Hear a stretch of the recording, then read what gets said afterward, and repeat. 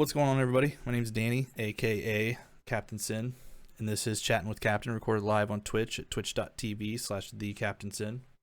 My guest tonight, from Aesthetic Perfection, Daniel Graves. How you doing tonight? Pretty good, man. How you doing? I'm doing okay. I appreciate you being here. Always good to talk to another Danny. Yes, It's such a good name. I was going to establish that right away. Like, yeah, we have the same name now. Just get it out of the way so that the chat doesn't remind us throughout the whole conversation, right? All right. So the first question I always ask everybody, I would say the first, but maybe the main album from your childhood / teenage years, what have you, that has influenced you throughout your entire career, and that you can still listen to today and be influenced by. Oof. And I have to pick just one. I mean, you can do a couple if you'd like. I mean, I'd say Nine Inch Nails Broken. I'd say Michael Jackson Bad, and I would say Dave Matthews Band Under the Table and Dreaming. Really?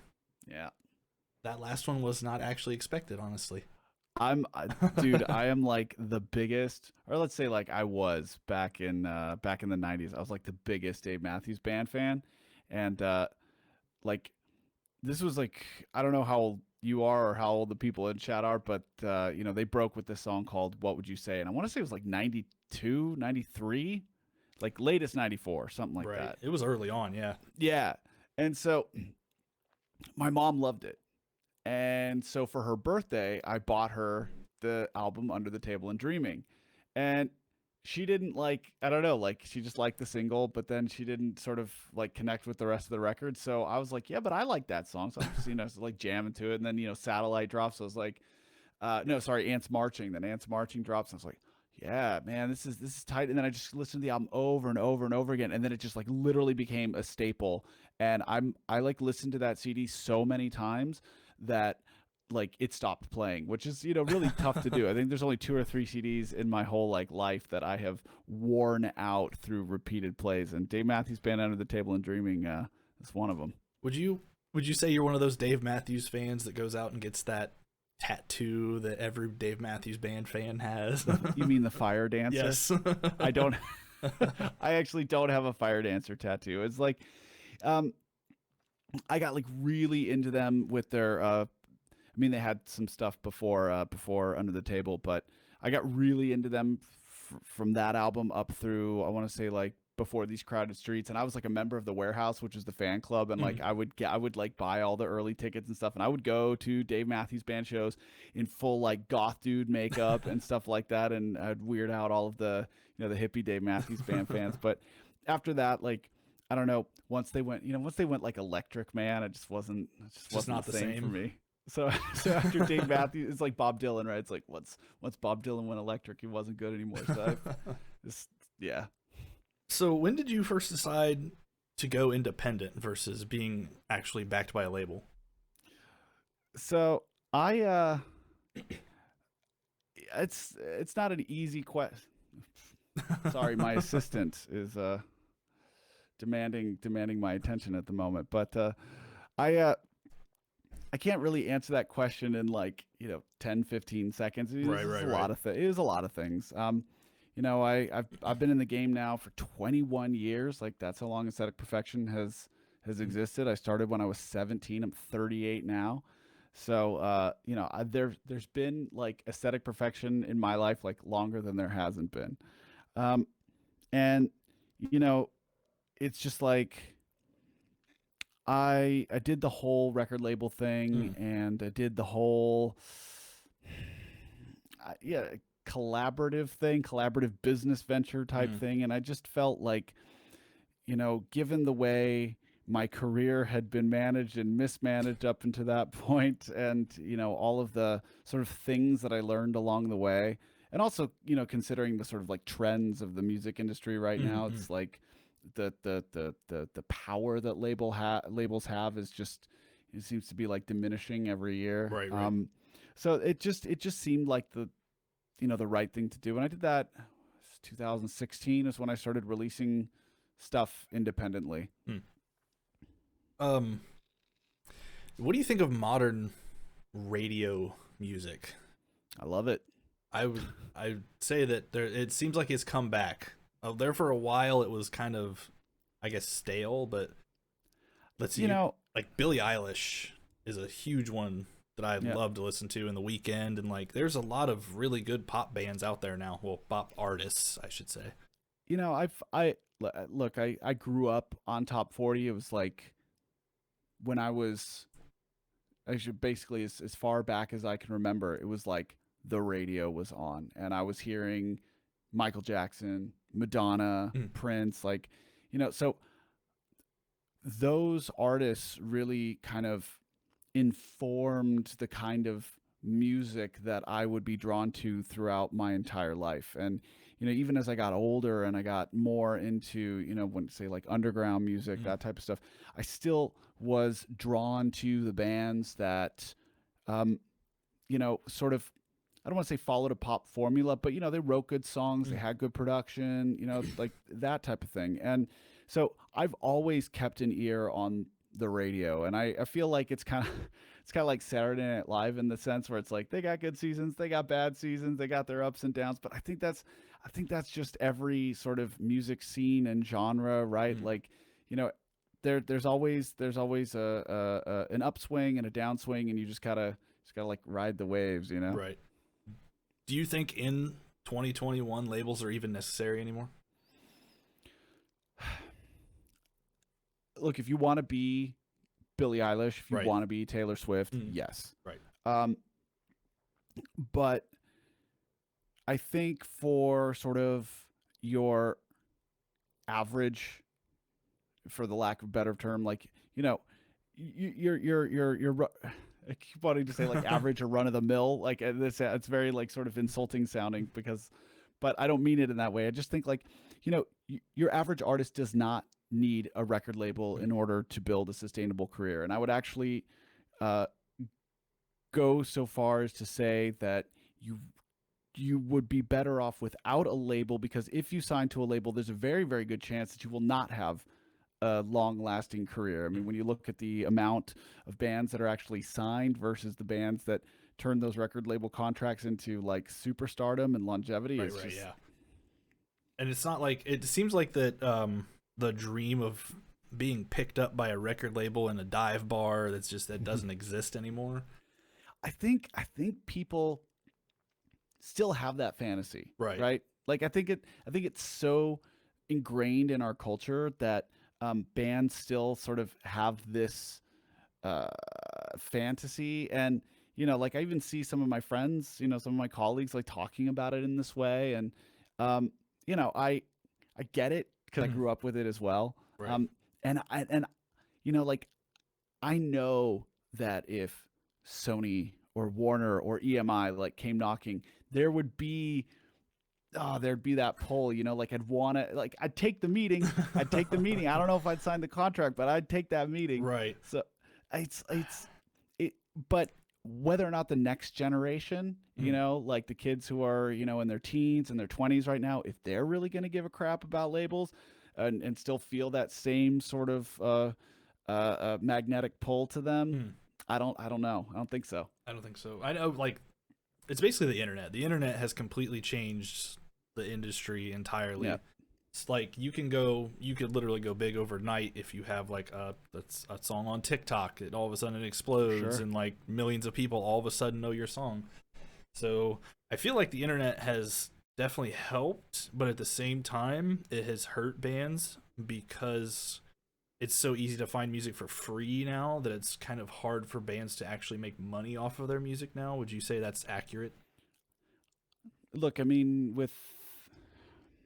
there's always like There's pros all and right, cons, right. right? It's like we're never gonna reach some place where all of a sudden it's like super fair Mm, and equitable for artists, and like it's just there's always the give and take. There's always the pros and cons, and you're 100% right that it is more difficult in 2021 to directly monetize one's music than it was 10 years ago. mm, Well, actually longer, because 10 years ago we didn't even have Spotify or anything like that. It was right, right. just the Wild West and everybody was pirating stuff off LimeWire and whatever. But um you know, in the sort of like heyday of the record industry, yes, there was more money to be had from direct music sales. But I think what a lot of people don't realize when they're sort of bashing Spotify and streaming and all that kind of stuff, like they don't realize how awful and predatory like major label contracts were.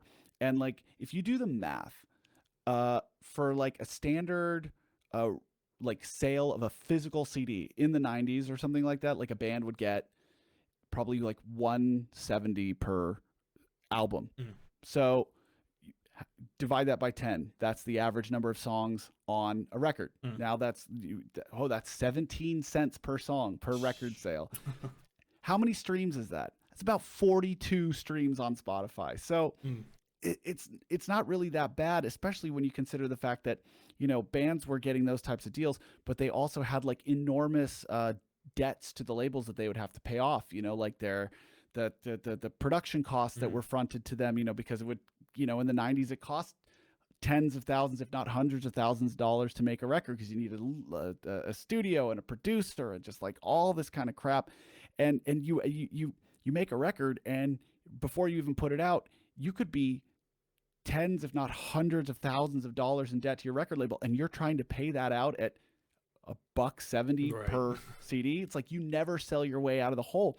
And that's why bands like Metallica were like, yeah, we've never seen a penny and we've sold millions. I mean, that is a very, very common sort of story. And I think that when we put it into context, we see, yes, of course, Spotify could pay us more per stream, whatever. Yes, it's difficult to monetize your music, but it's always been difficult to monetize your music. And at least now you can do it yourself without a middleman. Right.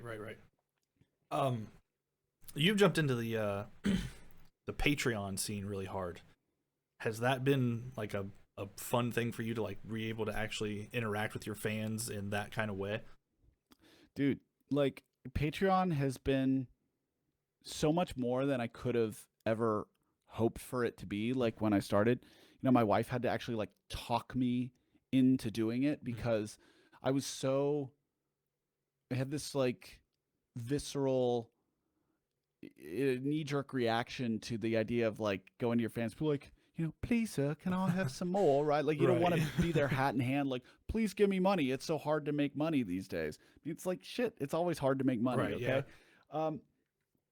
But you know, when I looked at it from the perspective of in the past, right? Like artists were funded by patrons, right? So it's like nobility, these types of people were like, okay, look, we're gonna fund the arts so that the arts exist for everyone.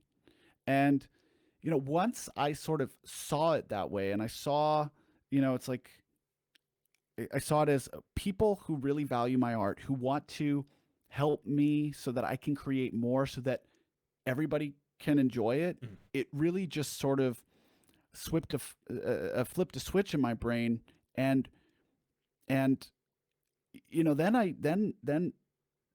I stopped caring about actually making money off of music directly. And that's why I actually give all of my music away for free on Bandcamp, because I don't even see music as the sort of main source of income for an artist anymore, right? Like it's about creating a brand, and then, you know, you monetize the things that people can't download or get for free. And I know that a lot of artists have this sort of, I don't want to do that. Like, you know, I should get paid for my money or get paid for my music, but it's a different landscape now.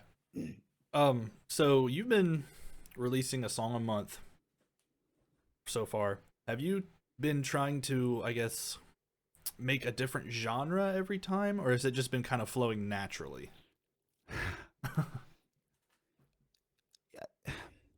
I get bored very easily. And I can't bring myself to make the same song twice. Right. And I know that, you know, a lot of bands sort of find their sound and then like stick to that forever. It's like the sort of like AC/DC model, which I get, you know, but maybe it's just me being like hyperactive, neurotic, obsessive compulsive, whatever. But it's like I have to try something new every single time. And what's really cool about the 12 songs in 12 months project is that I actually have the ability to create without being held to like an album framework, right? It's like when you're making a record, you want to have some sort of like conceptual continuity, some sort of like tonal continuity. I mean, like, I grew up, like I said, with records by like Nails and Manson and all that kind of stuff. It's like very, very dynamic records that had a whole lot of different kind of sounds, but they were still thematically similar, production wise similar. But it's like this, it's like I can throw out everything and start fresh every single month, and it is stressful as hell, but it is really it's like rewarding when something works. Would you say this is a thing you're going to continue to do, or is this just going to be this year and then I'm going to need a little bit of a break after this because I think a lot of people sort of assume that I've been just sort of like chilling, kicking my feet, kicking my wait, what's the phrase? Kicking my feet up? No, I wanted to say kicking back or kicking my feet up. Right. Kicking my feet up. All right. I think a lot of people like assume that I'm just kicking my feet up, like releasing songs that I've, been, that are finished. Right. And I'm just sitting here on a bank of songs. But no, it's like when this whole thing started, I was 2 months ahead. And now I'm like caught up, and now I'm just like feverishly working every month, being like, okay, okay, you go. All right, next one. All right, here we go. And it's really cool because, like a record is usually something that an artist creates like in a bubble. And even if it takes them a year to make it, it's sort of like a time capsule of that sort of like singular moment. But with this, to me, it's different because it's a story of my evolution throughout a year. Right. And not only am I sort of creating on the fly and not overthinking it and how do you say, like, not holding to any kind of theme or singular vision, but also like I get the feedback from the fans, and I get this sort of like feedback loop in the sense where it's like what they say they like, I kind of have in the back of my mind. I'm like, oh yeah, they said they like that. Okay, let's try that. So right. It's a little bit more it's like collaborative in that sense. Right. So it's an interesting idea, but it's freaking exhausting. And I think when this is done, I'm gonna freaking drop off the radar for a couple of months and just like, I don't know, go sit on a beach or some crap. A lot of these bands lately have been doing these e-concerts. Have you considered doing an e-concert of any kind? No. There, look, it's like I try to say this as like delicately as possible, but I just think they suck. Like, right.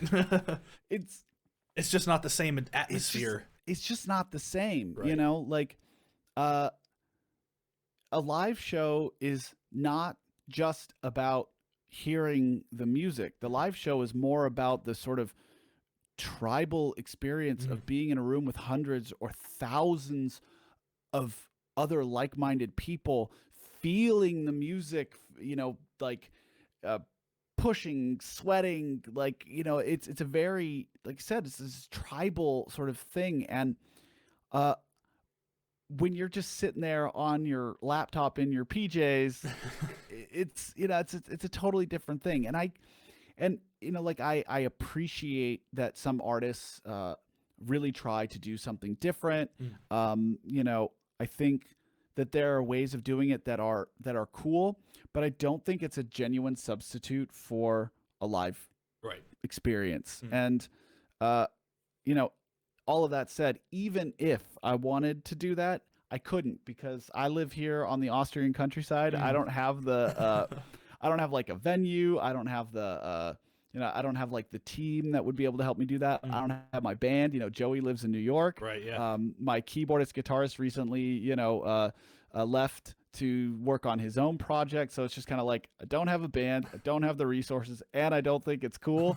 I'm just gonna wait till concerts come back. Right. And if the trend continues, like, it's looking, maybe shows will be coming back sooner rather than later.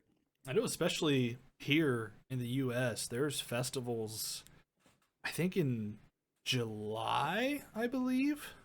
Yeah. And it's like, do you think they're trying to jump into it too early? I am not an epidemiologist. Right. I'm not, it's like, I'm just a musician. I try not to jump to conclusions Right. about these types of things. I just think, look, I'm in the middle of doing what I can do, right? It's like, I think one of the biggest problems that musicians are facing right now is that they spent the last year and a half waiting for things to go back to normal. I am the type of person who's like, all right, I don't know when things are going to go back to normal. If they're going to go back to normal, what can I do in the meantime? Like, okay, I've got a studio, I've got a live streaming camera. I'm just going to like make the shit out of new songs and live stream and talk to my fans. Right. And then when it's time to play live again, my agent will call me and be like, "Yo, dude, you got to go on the road." I'm like, "Okay," but at least I feel like I'm doing something in the meantime. It's like I go out on the road again, and I got new music. I've hopefully got some new fans through all of stuff like what we're doing right now. Some of the singles have done really well, and hopefully brought new people into the fold. So I just try to see the silver lining in every situation and make the best out of it. Right. Do you feel like moving out of the United States has helped you creatively, just to be away from all of the madness that is like Los Angeles and everything? Again, it's back to that like pros and cons Right. thing. I live literally in the middle of nowhere. I have like maybe 4 or 5 neighbors. It's like my village has a population of 1,200. So I'm from Southern California, so like the hustle and bustle is kind of like Normal. built into me. Yeah. And so it's quite a it's a big why can't I find the English word? It's like, es ist eine große Umstellung. It's like, in German, it's a big change. Right. Especially having to like speak German and all that kind of stuff. But I think having some peace, some distance from that has been creatively good. Just because when you're living in LA, your phone's ringing every single day. Your buddy's band is in town. Your buddies want to go out for dinner. It's like, oh, let's go to this club. It's just these things just like never end, and you never really get a chance to disconnect and just focus on art. Now, that was great for like the first year, but now I'm just kind of like going stir crazy. I'm like, I do kind of miss going out and spending too much money on ramen and being mad at my friends for harassing me to go out and drink. Would you would you say that you've found more success with overseas fans as opposed to state fans? Germany was always a really big market for this kind of music. It's like, even when I was just getting started, like Germany was like the promised land, right? Because they had all the big like goth festivals, that type of thing. And even when you look at sort of the metrics, right? It's like the US is a bigger market, like in terms of numbers. Right. But I think if you're looking at like a ratio of like population versus fans, it's like Germany takes the cake. And so it really is like, cool to be kind of in the thick of it, when things are open. And that's kind of one of the things I was considering, when it came to moving back here, because I actually lived here before. My wife is Austrian, and we seem to just sort of switch continents every 7 years. Like the joke that we say is like, we get the 7-year itch, but instead of switching partners, we just switch continents. But I was kind of like, okay, we're going to be in the middle of nowhere, but it's like Germany's not far away. It's just I can just like jump on a plane, and in an hour I'll be in Hamburg, in a big sort of metropolitan city. Of course, it's not really working like that. It's not working that way right now. But when things do sort of reopen, I will have that flexibility, and I don't know if living here really affects that as much, because it was like when I was living in LA, I was doing the weekend trips to Germany thing. Oof, but yeah, it's I'm not 25 anymore. I can't do that crap. Right, the constant switching sleep schedules. Yeah, Dude, it's brutal. A lot of time on this podcast, what have you, we talk about collectibles. Is there anything that you like to collect? I'm not much of a I don't really have a lot of what's the word, sentimental. I'm not a sentimental person, right? I think the fact that I spent most of my 20s like not having roots anywhere. I never felt compelled to buy anything that couldn't just fit in a suitcase and go somewhere, right? It was just this sort of this lifestyle that didn't really lend itself to collecting things. Now that said, thinking of putting down roots finally, in my old age, thinking about putting down roots. So I think about types of nice things that I would like to buy, which is weird and foreign to me because, like I said, I've never really bought anything. As far as musical equipment goes, are you a big, like, you have to have everything, or do you just have like the main things that you need to make your music? Well, it depends on when you ask me that question. So I used to be the guy that was just like, I just need a laptop. I don't care about any of those toys. But I mean, I think you can see sort of like stuff, Everywhere. in the everywhere, and it's like, as like I said, it's like I'm starting to kind of put down roots, and I thought about building the kind of studio that I would want to have, and I have the opportunity to do that now, and thanks to my patrons, I'm able to do crazy things like this is a 40-year-old Soviet synth that like I had to import from Siberia, and I did it because it was sort of like a project with my patrons. I was like, let me see if I can write a song with this friggin' thing. And, it weighs like 50 pounds, and it's like almost impossible to play, but it sounds really cool, and it's got a lot of character. So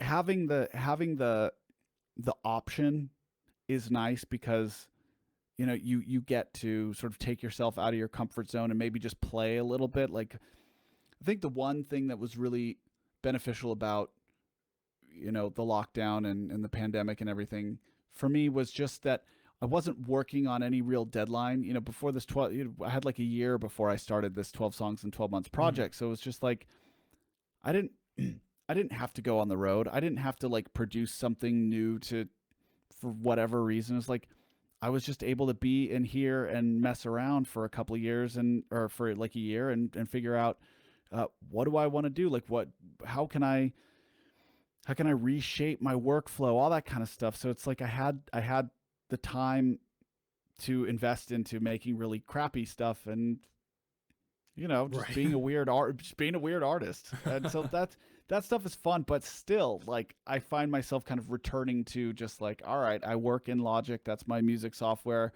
I use the same like 2 or 3 plugins all the time, and I try to break out of that. But as far as like, I would say, I don't know, I guess actual instruments like guitars, drums, and all of that. Would you rather have natural drums, natural guitars, and everything like that, or would you rather just program all of it?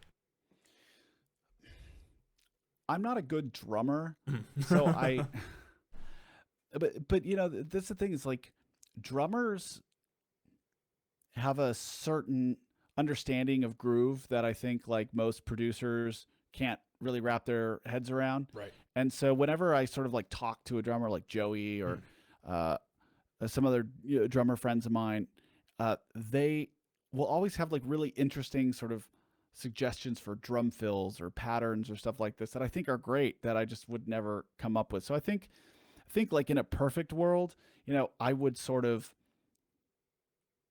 I would make use of the uh, like programming drums is just really freaking easy Right. and Right. sounds good. Right. You don't have to worry about miking or anything Mm. like that. But I would love to have like a real drummer sort of like sit in on every song and be like, "Yeah, why don't you program it that way or this way or Right. that Right. way, whatever." So, uh, yeah, but I mean, I really like guitars. I'm a terrible, terrible guitarist, which is why I collaborate with Sebastian all the time because he's probably like the best guitarist I've ever met in my whole freaking life. And I can't believe he just keeps playing on all of my songs. But yeah, Well, did you start out with any instruments? Like, what did you start with? bass. Bass. Okay. I was a bassist, Nice. but then, but then I heard Nine Inch Nails broken, and it was like, oh, this is a one man band. Like, like you can do that. Right. And then it was just like I spent my whole sort of early teens trying to figure out how one would do that. Right. So, speaking of Nine Inch Nails, Trent Reznor has done insane amounts of things in his career, as far as like winning movie awards for having scores to movies. Would you ever like to maybe score a movie or do anything like that? No. No. Okay. Look, I think that it's important to take opportunities as they come, Right. and push yourself out of your comfort zone. So I certainly don't think that scoring is something that I'm going to actively pursue. Mhm. But like, if some really cool project lands in my lap, I would be foolish Right. to not at least try, right? Never say never. Yeah. Right. But actually it's like um I'm really interested in voice acting. Mm. Like that would be like my sort of like dream side gig is being like a voice actor, and I've actually been doing some sort of ancillary character on an animated show called XRL7 you can find on YouTube, and I play like a douchey LA music producer. And it just feels so right, and it's so much fun. Like I really really love doing that, and so I think I'd be more into the acting gig than like the scoring gig. But again, you gotta keep keep an open mind for all Right. things. Right. Actually, I just remembered. Speaking of Joe Letts, he told me to ask you about your hats. Yeah, I got a lot of them. Yeah. Many hats. Oh, that was good. I actually have been texting back and forth with him for a while now, and that dude is probably one of the most positive people I've ever met in my entire life. How did you get hooked up with him? Well, he certainly wasn't that positive when I knew him. Well, right. Or when I met him, actually. Joe and I met in 2009 when he was drumming for Combi Christ, and Aesthetic Perfection was supporting Combi Christ, European tour. And I want to say like that was kind of at the height of like Combi Christ's insanity, right? Like, Right. just the sort of really like getting into trouble kind of stuff. And I was fresh into like, touring and all that kind of stuff. And so I was really anxious to get into all sorts of trouble. And, that tour ended with broken bones. Oh, wow. And, all kind, just a bunch of dudes being idiots. Right. But, Joey and I really connected because I feel like, everybody on that tour connected because they wanted to be like drunk and crazy and, and music. But Joe and I had like, I don't really know how to describe it, but, we just remained close after that. And I think as we got older and as our lives progressed and we just kind of our outlooks on life shifted. It just seemed like like our paths were bringing us like this way, right? And we just started aligning on so many things, like our outlook, the way we want to, our motivation, our passion for music, and being entrepreneurs and all this kind of stuff. It just brought us to this place where we're like, hey, we're both going in the same direction. How about we just get in the car and see together, save gas money, and see what happens? Yes, Gillette's. That's who we're talking about. Yes, chat. um, you do a lot of YouTube as well. Is that like, Dude. when did that start for you? Because I, when I stepped away from my labels and all this, all of this sort of standard music industry stuff, I thought a lot about branding, if you want to, if you want to call it that. But really, I saw the utility in speaking directly to your fans and sort of rejecting all of the bullshit, pretension, ego, all that kind of stuff, and just like talking to your fans like a person. And so I thought, I'm no longer just a newcomer band, right? Like I've been around the block a couple of times. I feel like I'm constantly giving new bands advice. So maybe I can actually, speak to my audience and be helpful for other musicians who are, looking for some kind of guidance or, just whatever tips. And so I was just like, I'll just start talking about this. And so I started talking about, the finances of touring, doing Ask Me Anythings, all that type of stuff. And it really began to sort of click and resonate with people. And it's interesting because I spent my whole career kind of like looking for that sort of, say, noticeable shift in fan enthusiasm. So I was just kind of like, why aren't people going wild for this album or this song or this tour? Like, why am I having all these problems? And I'm like blaming my manager and I'm blaming, producers that I'm working with. And, that was part of the reason why I decided to go fully independent, was because, the buck stops here, right? Like now I am fully responsible for all my success and failure. And once I sort of took on that responsibility and made it my own and stopped blaming other people, I kind of actually stopped caring about success and just started caring about like doing cool stuff and being helpful and, just trying to not be a egomaniac, asshole.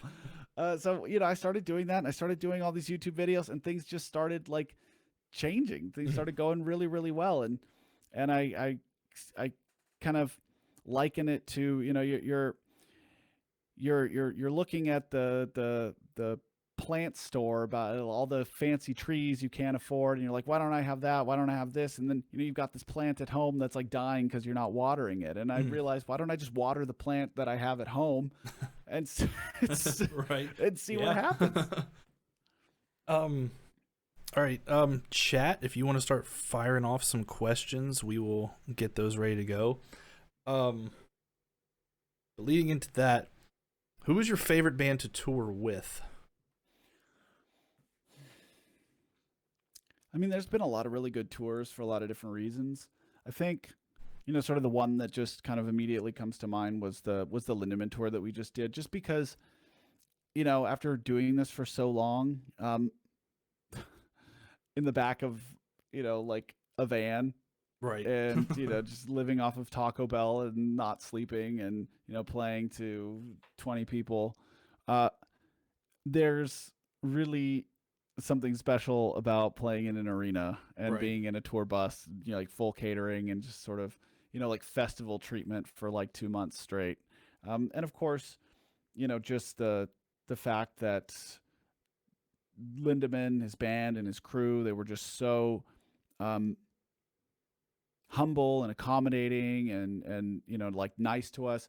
You hear so many horror stories about bands on that level just kind of being really terrible to support bands because they can. Right. Who's going to stop them? But I think it speaks volumes about people at the top who are still going to go out of their way to be helpful, friendly, accommodating, just have like common courtesy and stuff like that on day one. On day one, like we're sound checking and Till comes up on stage and he's like introducing himself to everybody, shaking everybody's hand, asking like, "Hey, is my stuff in the way? Do you need me to move anything?" Like it's like, dude, you're in Rammstein, okay? Like you're like as big as Taylor Swift. Like you sell out arenas, Oh yeah. and so does she. And you're sitting here like, am I in your way, right? So it's like that kind of stuff is awesome and makes me think about how if I were ever to even be like a fraction of as successful as him, that's the way that I would want to carry myself. Right. I've had this conversation with a few people now about bands who just stand on stage and play their music great, but there's no stage show. Do you feel like there has to be a stage show, like an actual performance as well as the good music? I mean, it depends on what kind of show. It's like, does everything have to be like Alice Cooper, right? With the guillotine, like it doesn't have to be like that. But I think showmanship is important because, if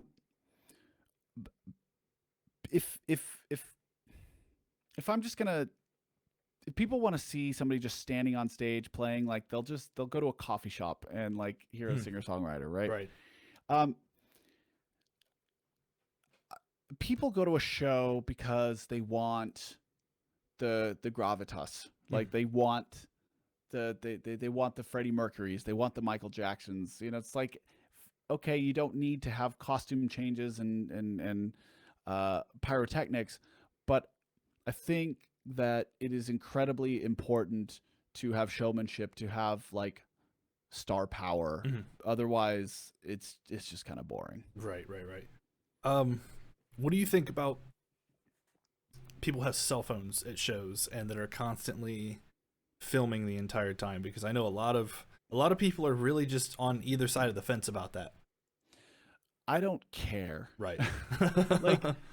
like I feel like people get so worked up about things like that when the reality is like you're not going to change it. Right, so yeah. why are you going to worry about the things that you can't change? And it's like, okay, if you're Tool and you can like lock everybody's phone in some like, static clean bag or whatever, and you really want to do that, go right ahead. Right. But, I also have this kind of maybe idealistic fantasy in my mind where it's like, what, if we get to some like level like that, the crowd's going to be like moshing and jumping and dancing, and anybody who's holding a phone, it's going to get knocked out of their hand and crushed under the weight of the awesomeness of the show. So. All right, let's see. Someone asked, can we have the Supernatural video, please? Do we watch videos here? I don't know. I mean, I might be able to pull it up after, because if I pull it up now, it's gonna mess up all of this. But I can do that after for sure. Yeah, and I gotta bail in 11 minutes, so you can watch it afterwards. Let's see. Where would you be right now without your dedicated fans and supporters? And is there any special message for them? I would be dead in a gutter. I don't think it would be that bad, but I really did sort of fall prey to all of the trappings of like a young musician who's just like, driven by ego and greed and just cares about partying and all that kind of stuff. Like, I was that guy. I was such a rock and roll cliche before, if anyone even gave a crap about me, which is just like more pathetic, right? It's like I'm still not a big band, but it's like, when I was playing to 11 people, I was, getting like rock star attitude with venue folks, and it's just like so cringe when you think about it.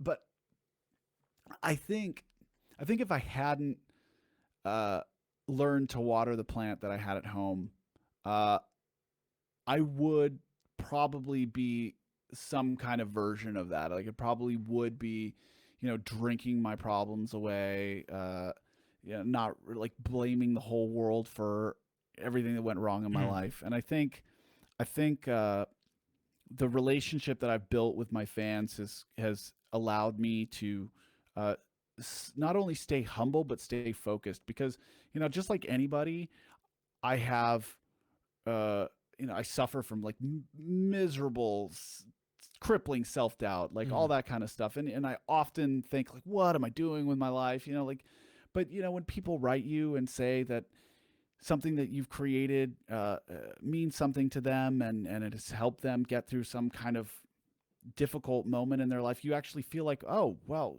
maybe my life does have some kind of purpose, and it keeps you grounded, keeps you focused, and I really do think that it's this symbiotic relationship where they're helping me as much as I'm helping them. As far as shows go, would you rather play the smaller venues and be in there with the fans, or more of like a bigger show? I think there is pros and cons again. Right, again. Like, there is no like there's nothing like, the arena, right? Right. 20,000 people, that's friggin' wild. But I do think that I would miss the sort of intimate shows. Like, we played in Denver on the End of the Black tour, and it's funny, the first time I ever played in Denver, there was like 5 people there. And so like now we sold out the place. I think it was 350, 400 people. So it's like, not 5 people. Right. But the crowd was pushed right up against the stage. And the second, we came out and the first beat of Gods and Gold hit, the whole crowd was like jumping like a seat, and you could feel the floor bending and shaking. So like I could actually feel the weight of the whole crowd. You're not going to get that in an arena, right? So there is something very special and unique about both of those situations. However, I really don't want to go back to playing to 5 people. So Right. that's a little too intimate for me. Right. Yeah. All right. Let's see. Does anybody else have any questions? What do you think of Tool? I'm a big fan of Perfect Circle. Okay, I can see that. Yeah. I like pop songs, right? Tool is more of they're a jam band, and it's not really about writing like the craziest hooks. It's about writing the best hooks. It's about writing like the craziest polyrhythms and stuff like that. So it's like I would never ever diss Tool. I would never judge anybody for like liking Tool, because they're an awesome band, and Maynard is just this fantastic singer. But I love Maynard's voice in A Perfect Circle because Billy just writes awesome like pop rock songs. Oh yeah, 100%. Let's see here. Does anybody else have any questions they'd like to throw out? Oh, yes, there is a link to the YouTube, and then I saw somebody posted the Patreon link and the DistroKid link, and all of that has been thrown into the chat. Yeah, those are my awesome patrons. Being awesome. Actually, a friend of mine lives here I think he said he's seen you live about 12 or 13 times now, and he said he's been part of your Patreon from like the very, very, very beginning of Patreon. That's awesome. And he was always like, I can't believe you're going to have him on. I'm so stoked to watch it. Oh, that's awesome. Well, thank you for your longtime support, and I hope that you will come see us, 15, 20, 30 more times. Oh, yes, that's... Are there any talks of touring yet? I've heard some whispers. I've heard that some of the stuff that we had to postpone last year may be coming up sooner rather than later. However, I don't have anything like concrete. Right, Don't right. have anything that I can, you know, surprise world. I'm going on tour next week. I'll see you Right. there. It's like unfortunately, it's nothing like that. But as we talked about earlier, there's a cat on my table. As we talked about earlier, uh, you know, things are progressing very, very quickly, and I'm just waiting to get the phone call. I'll be ready. Do you have the itch to go back out on the road? I I'm not like a performer like Joey, Right. in the sense that I'm just like, oh man, I gotta get back out on stage and be on tour and all this kind of stuff. It's like my home really is the studio. I feel the most fulfilled when I'm here because playing shows, don't get me wrong, whole hell of a lot of fun. Right. But I think some people are creators at heart, and I think some people are performers at heart. And I do feel like I'm a performer in some sense, but it's like I'm a creator, I think. Right. Okay. Important question. Can you put your face in tomorrow's fur? Yes. Are you gonna bite me? No. Ah, smells like cat. Very good. I don't think my cat would allow me to do that at all without running away. And This cat is crazy because she is most of the time like insufferably mean, but it's like I feel like the only time she's like this, where she's just like, oh yeah, just scratch my head aggressively and stick your face in my fur. I feel like it's only when I'm on webcam, so she's like showing off to the world, like it's like I'm the star now. Yeah, she's like trying to pretend that she's like some nice person, and the second the camera goes off, she's gonna be like, don't touch me, bro. Would you say you're more of a cat person than a dog person per se? I grew up with both, so right. I really like dogs. But I think sort of the nature of what I do, like you can't really have a dog and like leave for a couple of months. Like the cat is needy, and the cat doesn't want you to go for that long. But they can handle it. They're really self-sufficient. They are, and so. I mean, they certainly do get needy at times, but I think as long as you have people check in on them and play with them, they're fine. But a dog's like a child. It's like just so high maintenance. Yeah, I have a Chihuahua, so it's like even worse. Yeah. All right, well, yeah, it's been about an hour. I know you gotta head out. Yeah, I gotta get to bed. It's so late, and dude, I'm like, so tomorrow I'm premiering the new song on the Space Zebra stream, and they're doing it at 5:30 p.m. Pacific time, which is 3:30 a.m. for me. So oh jeez. So I'm trying to get as much sleep tonight so that I can be prepared for tomorrow. So I'm actually gonna go to bed at like 10 p.m. tomorrow and get up at 3, and so just try to survive the rest of the day after that. So that's why I'm like, oh, I gotta go to bed. Well, I will see you there because I'm their moderator. So awesome. Yep, I will see you then. Cool. All right, cool. Well, thanks thank you for doing taking this. the time to. Yeah, man, it's a lot of fun.